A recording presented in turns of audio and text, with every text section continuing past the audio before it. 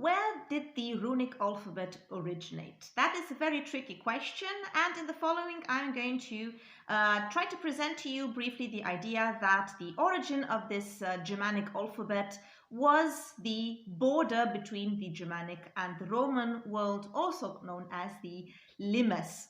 This is a hypothesis, but it has a pretty strong arguments, so let's see what's about. If you see me for the first time, I am Irina, I am a teacher and a historian, and if you like what I post, I also have a TikTok account now. Please consider following me on both YouTube and TikTok, and maybe even becoming my patron so that I could be able to make more videos in the future. Alright, so from a Scandinavian point of view first, it seems that the runic alphabet had its origin in a region encompassing the coasts of the German Bight, South Norway, the area around Kattegat, and the southwest of the Baltic Sea with the Denmark at its center. It's a vast area, and the majority of the objects were found here between the years, let's say, roughly 150 and 350 AD. I remind you that I am not talking about the alphabet of the Viking Age, that is the younger futhark, the younger runic script. I am talking about the very first Germanic alphabet, that which was developed, let's say, at the end of the 1st century and beginning of the 2nd century AD. All right.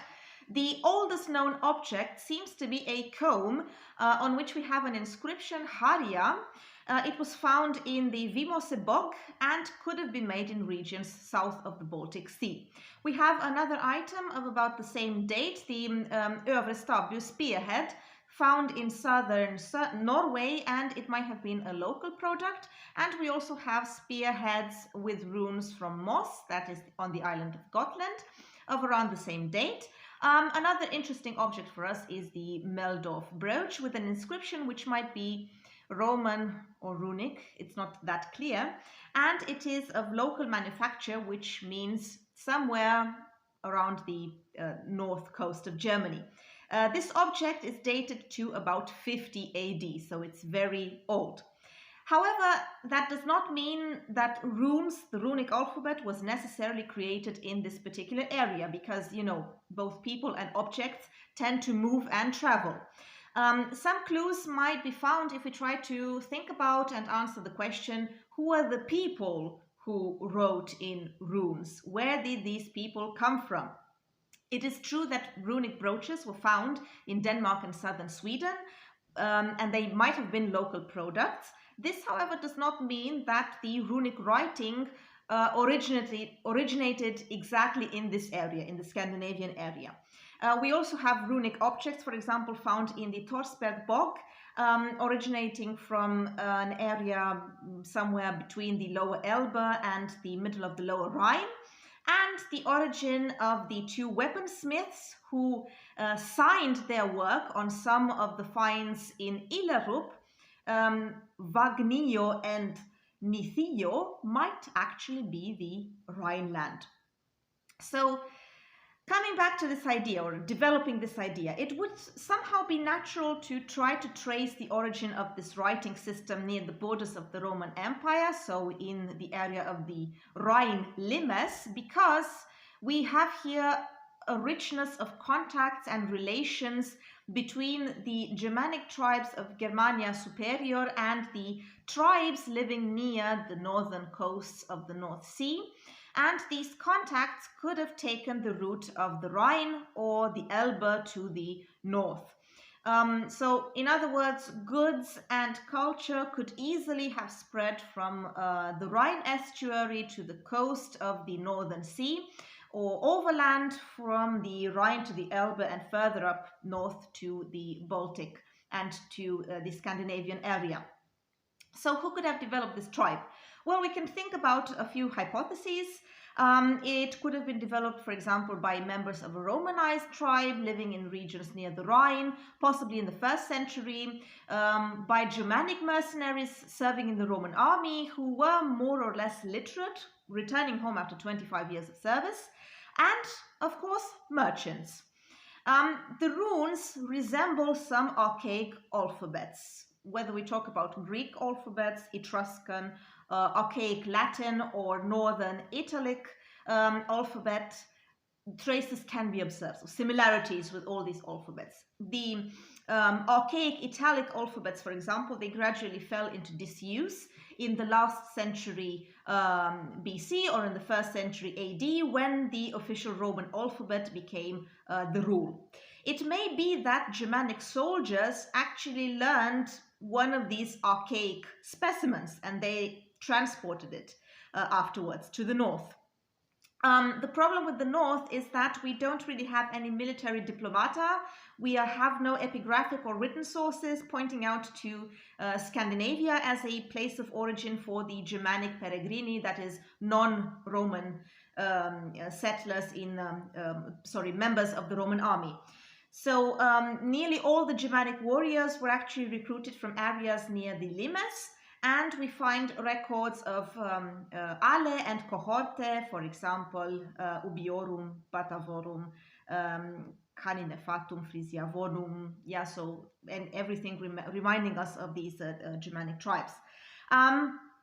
If, however, we think of Germania Inferior as the place of origin for many mercenaries, as a more loosely conceived area, and if the very high number of Roman goods in Denmark and Skåne is taken into account, then we can say indeed that there were lively contacts between the north and the south.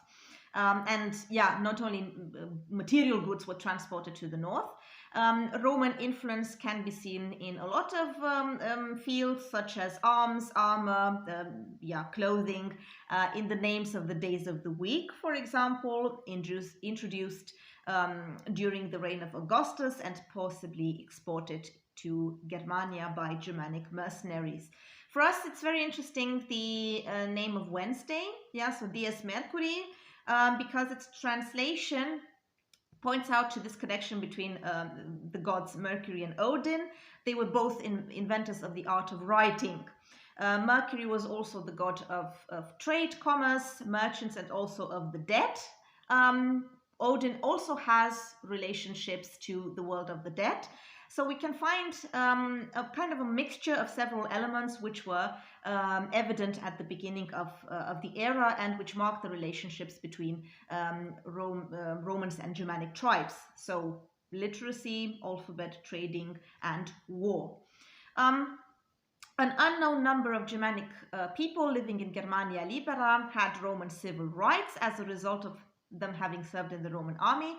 The right to obtain Roman citizenship for auxiliary soldiers was introduced by Claudius, and the sons of Germanic soldiers had civil rights and were able to make a military career in the empire. They could even become high-ranking officers, and definitely they enjoyed a great respect in their homelands, because they were better educated, they had seen the world or more of the world, and were acquainted with a highly developed power structure such as the Roman Empire. So you could assume that such veterans brought forward the development towards a more centralized power in the Germanic tribes, or at least in some of them. So this border zone where the Roman and Germanic cultures were able to meet and to mix would become an eligible region for the development of an alphabet as well, for the adoption of an older Italic alphabet and for the adaptation of it in order to come up with a suitable writing system for languages which did not have such a thing. And Germanic mercenaries had the opportunity to get acquainted with such a writing system, but then again, you can assume they could have just adopted Latin. This same thing applies to merchants as well. We have weaponsmiths and jewelers, for example, who were likely to have used a stock of signs, perhaps inspired by Roman examples. Now, the fact that they did not use the Roman script, or the wish not to use the Latin script, might also be interpreted as a wish to deviate from the Roman world, because we also have a lot of conflict between these peoples, and maybe the Germanic tribes wanted to express a cultural identity of their own.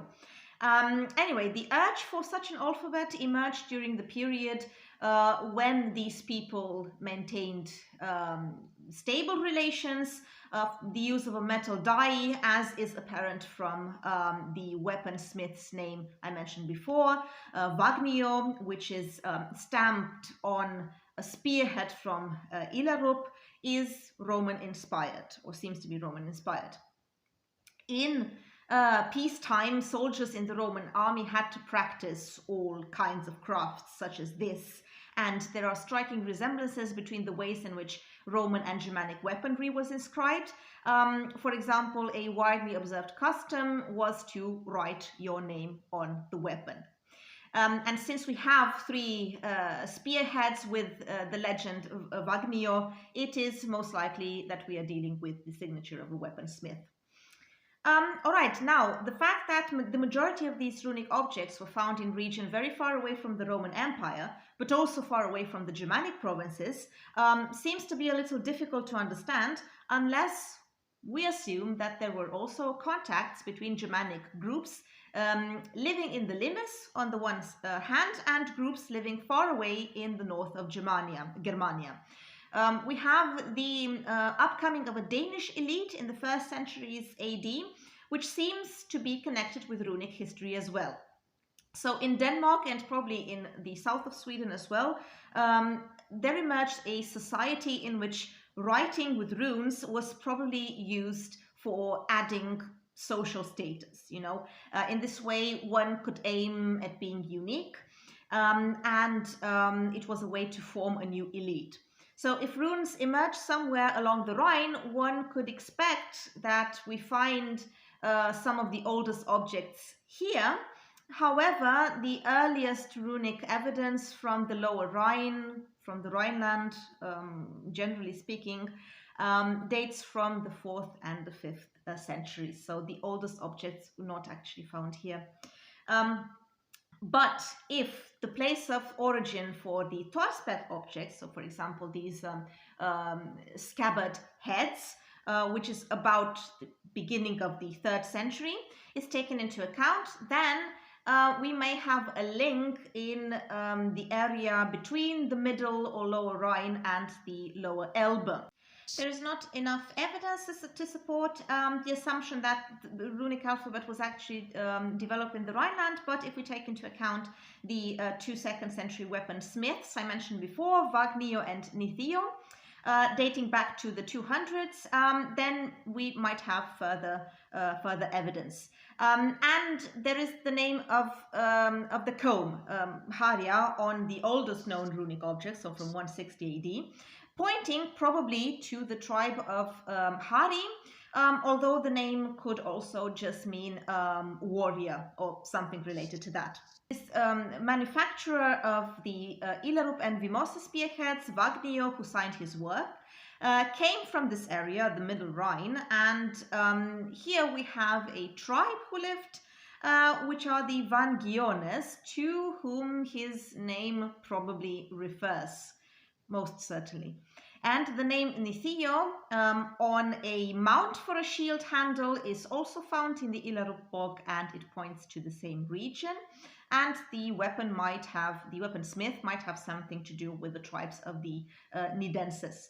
So if we look for a cultural climate that eventually led to the emergence of an indigenous Germanic system, a good candidate would be the middle and lower Rhine area, where we have, among others, tribes such as the Batavi, the Ubi, and the Cati, with the important towns of Cologne, Colonia Agrippinensium, or Xanten, Ulpia Traiana, as well as Nijmegen, Ulpia Noviomagus Batavorum. During the reign of Claudius and Caligula, the members of the imperial bodyguard became united in something called the Collegium Germanorum, and it is generally assumed that they were not slaves, but they were free peregrini, so non-Romans. After their service, which apparently ended at the age of 40, some veterans returned to their homelands. So an archaic alphabet, Italic alphabet, might have been the precursor of these runes, and these people could actually have been able to borrow it. So borrowing it could have taken place in northern Italy or Rhaetia, where the Cauci, Batavi, and other Germanic tribes served as cohortes Germanorum in the army of Germanicus. Veterans from the Roman army, for the greater part originating in Lombardy and Piedmont, settled in this area near Cologne in the 1st century AD and became integrated in the local population. So in such a situation, Ubian and Italic elements could have been intermingled. And we have an example for this, the cult of the matres, the matrone. And the indigenous cult in the Rhineland had no votive inscriptions. The custom of writing dedications was introduced exactly by these soldiers of Italic and Germanic origin.